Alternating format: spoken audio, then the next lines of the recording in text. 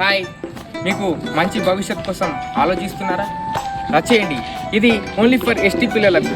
ఇది tribal welfare department సంబంధించింది ITDA B Ed college.